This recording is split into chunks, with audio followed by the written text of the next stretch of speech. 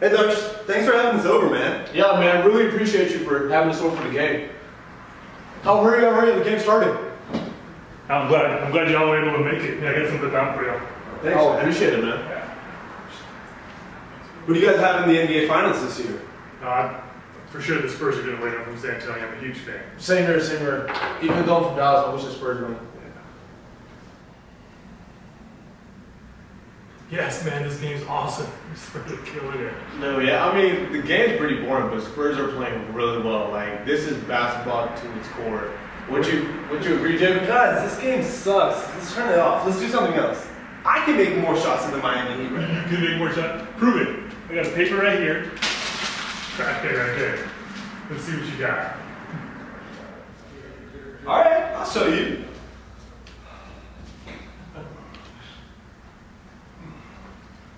Kobe! Oh my God. That was opposite. David, you're garbage. You belong in the trash can, alright? Man, let's see if you can do it better. Oh. Really? Yeah, Kobe. Ooh. What's up, baby? That's how you shoot. I think it's my turn, right? Yeah, fine. Whatever.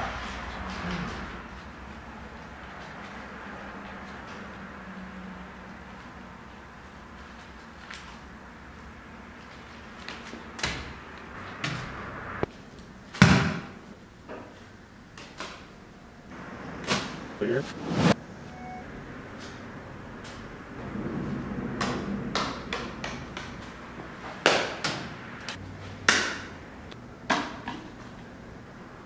What in the world? How did you do that? Y'all know I played NCAA basketball, right? So Darsh, tell me about yourself. Yeah, I was born and raised in San Antonio, Texas. My parents came to the U.S. in the 80s, and I have 3 brothers, so we all grew up here in Texas, and always loved playing basketball. After I finished college, I went on and worked in U.S. intelligence for a little bit, and then I got a job in Dallas, Texas, so I'm back here, and I am an investment manager. So Darsh, the whole world knows you as the first turbaned player in NCAA basketball. How did you get started playing basketball as a child? So I started playing basketball when I was a kid. My mom played in India, surprisingly, so she grew up in the 70s in India, and they saw a movie, and they didn't understand the movie. It was all English. It was a Hollywood movie, but they saw people playing basketball, and they really wanted to play. So my mom started a team at her school. It was an all-girls team, and they used to play at other schools. But she stopped playing, obviously, when she moved over. But when we were growing up, because basketball was much bigger in America, she taught us when we were kids as well. And so we would play in the backyard, and it would be me and my 3 brothers, so the 4 of us, and my mom and my dad. So the 6 of us would play in the backyard, and we'd always want my mom on my team, not my dad, because she was really good. She never missed. That's how we started playing, just in the backyard. So you wore a turban throughout your childhood as you were playing basketball. Did you ever have any incidents in middle school, high school, college basketball, and how did you go about resolving those? Yeah, I had a handful of incidents. I would say, it happened a couple of times at every level. The thing I always had to remember was that it wasn't done out of sort of a hate. It was always done out of ignorance. And so to dispel ignorance, it was about education. And so I think the easy response is always to kind of get mad and say, why can't I play, why can't I play? But really, I think the most appropriate response is always, I'm not sure you understand why I wear my turban. Let me explain that to you, and then we can come to an understanding of why it's appropriate for me to wear it in the game. So yeah, lots of different incidences, but it was mostly out of people just not understanding what it represents in our history. Darsh, what's your advice to a kid living in America or Canada today who faces similar challenges?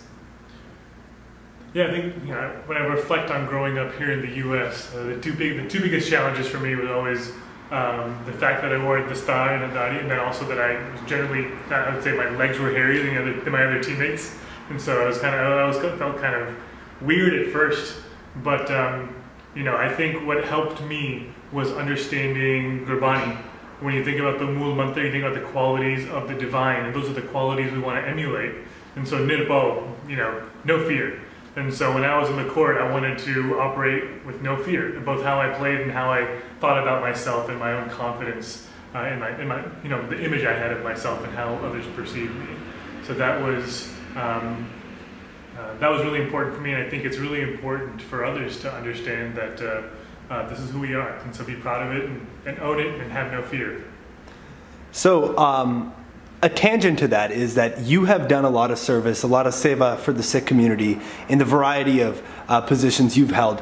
What is your advice? What is it that the average Sikh child in America or Canada can do to help and contribute to his community? Yeah, I think it takes a level of awareness. I think in order to be able to contribute to society, we want to maximize our own individual potential. And when we maximize our individual potential, we're a gift to everybody around us. And so I always say there's three things that you want to understand about yourself. One is you want to understand your gifts. What are you good at naturally, and what sort of is just your skill? And everybody says you're just really good at this. The next one is passions. What are you passionate about? Are you passionate about bringing beauty in this world through art, through music? Are you passionate about taking care of a family? Are you passionate about whatever it is? Figure out your passions. And the third thing is service. Understand who you want to serve, how you want to serve, and build that with your passions and gifts. And through that, you can serve the divine with your gifts and passions, these gifts that have been given to you by the divine, with your passion, and maximize your potential in serving everybody around you. What's your advice to someone who doesn't know what they want to do when they grow up? I think my advice for folks who are still wondering what they want to do when they grow up, I always think Sikh is the first place to look in terms of getting inspiration about how to live. And that's what I love about the Sikh framework. It doesn't talk about you should be this profession or that profession. It talks about how you should do things in your life. And so as you're exploring new fields, whether you're looking to be hopefully the next NBA player, or studying to go to med school and become a doctor, or becoming a musician, becoming an artist, whatever it is, as you pursue your passions and gifts and service, like I mentioned before, understand the qualities that the gurus want us to embody, the qualities of truthfulness, no fear, being compassionate, being loving, fighting for justice. All those things you can embody without knowing what you want to do in life. You can practice that every single day. And so if you're still trying to figure out what to do, I said the best thing you can do is develop those qualities in yourself, and that whatever you end up doing, you will do it extremely well. There's no question about it, as long as you have those qualities. What motivates you, both on and off the basketball court, both in your personal and professional life? I think trying to maximize my potential, and then maximizing the collective potential of people I'm with. So when I was on the basketball court, it was about getting the most out of the team. When I'm at work, it's getting the most out of my team. When I'm with my family or with my wife, it's about maximizing our collective potential and being the best and most positive force we can be in the world. That's what motivates me. And so I'm always motivated. There's a line in Aras that I always remember. And so to live in remembrance, or to remember I live, and when I forget and I'm not connected with the divine, I die. And it's very difficult to do that. It's sort of a short translation, but what I love about that is every single day I get to wake up and I get to try again. So if I failed yesterday, I haven't failed for life. I get to try again every single day and try and reach my highest potential every day, every hour, every breath I take, and in every action. And so that's motivating, that's inspiring, and definitely something makes me want to be better. What's your advice to someone who wants to play a sport competitively at the highest level? I think it's all about discipline. It's about discipline and being intentional about practice.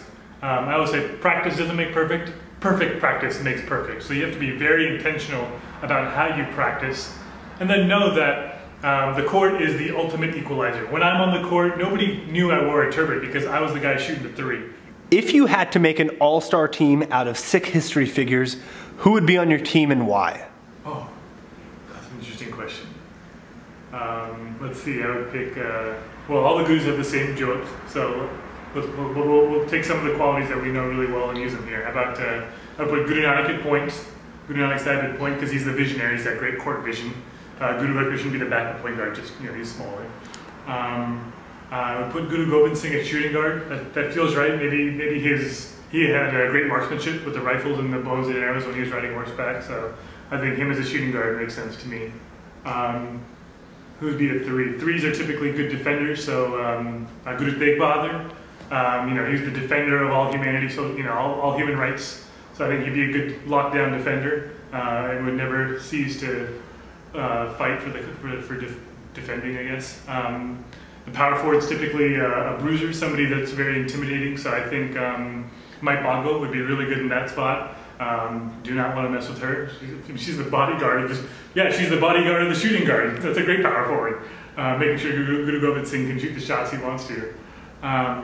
And then at center, I guess you need somebody tall. You don't need somebody really fast, but somebody who's very thoughtful. And so I think Guru Amar Sahib is great as center.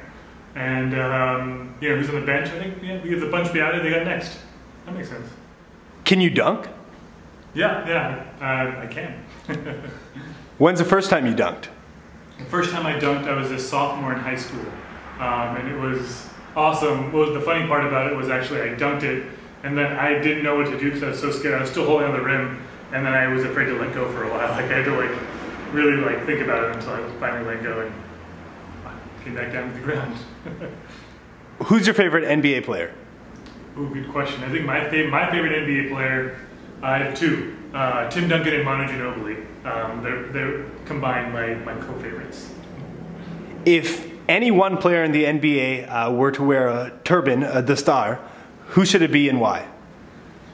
Ooh, interesting. I'm going to pick 2. I always pick 2. I never answer with just one. Sorry. James Harden, he already has the Dadi Mocha and everything, so he puts up bug on, he's going to look like a Sikh. And then the other one I would say is LeBron, because as you've probably seen, his hairline's going further and further back. I think if you wore a pug, it would look a lot nicer.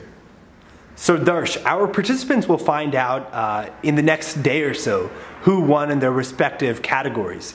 What is your advice? What are some things they should keep in mind before they hear the results? First off, I want to say congratulations. The fact that you've made it this far is a testament to your hard work and your commitment, and that's awesome. I don't like to say that I'm proud of you. I like to say that I'm proud because of you. The work y'all do and the work y'all have done and what you'll continue to do over time, it's an inspiration to me, and it's what will drive this month forward. So thank you so much for everything you've done so far. Now before you hear the results tomorrow, I'd like to share something that's important to me, which is, in one word, it's resilience. The idea that you will persist in your pursuits with full effort, full vigor, no matter what happens, because it's not about the outcomes, it's about the journey. And that's what we learned from Sikhi. Again, Akhan Jiva Visare Marjo. So no matter what happens, live in the remembrance of the divine, and everything will be awesome. Thank you again so much, and congratulations to all of you for being so wonderful.